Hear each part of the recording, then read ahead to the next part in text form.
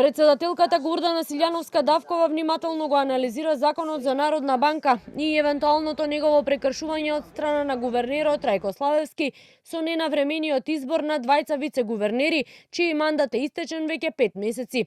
Одговарајќи на новинарско прашање на Канал 5, кое и по писмен пат беше испратено пред 5 дена, дали планира да ја приспита работата на Славевски за можна злоупотреба на службената должност поврзана со мандатите на двете вице-гувернерки, Силјановска иако првично рече дека гувернерот, кој е на нејзин предлог, го бира собранието и тој одговара пред законодавниот дом.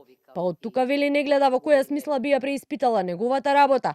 Сепак подоцна, во нејзиниот одговор рече дека согласно законот за НБРМ, шефот на државата има право, доколку утврди прекршување на законот, како предлагач, да препорача и разрешување на гувернерот.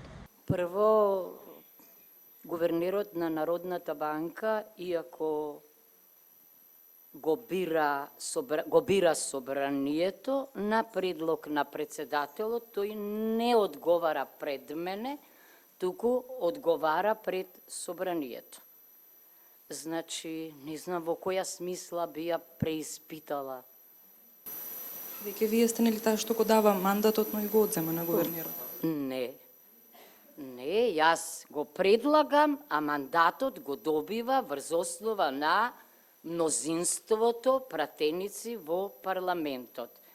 Точно е дека по законот предлагачот има право да, како што предложил негов избор да предложи негово разрешување. Но јас сум човек кој што верува во правото. Предпоставувам, еве, добив прашање од господинот Мирчевски Иван во оваа насока и јас се разбира пред да кажам што мислам, прво анализирам, го повикав и гувернерот на Народната банка. Инаку законскиот рок за избор на нови вице-гувернери, како што веќе објави Канал 5, е пробиен 3 месеци. Крајниот рок за одлука на преклузивниот рок даден во став 1 од член 55 беше 18 декември 2025 година. Ситуацијата во меѓувреме ја следи и јавното обвинителство, ДКСК, а од денеска информиране и државниот ревизор Ацевски.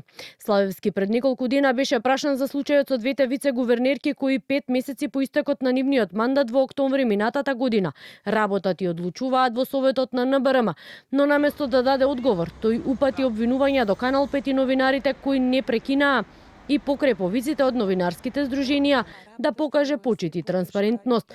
Досега од опозицијската СДСМ побараа обвинителството да отвори предмет, а од владеачката ВМРО ДПМН посочија дека прашањето дополнително ќе го разгледуваат.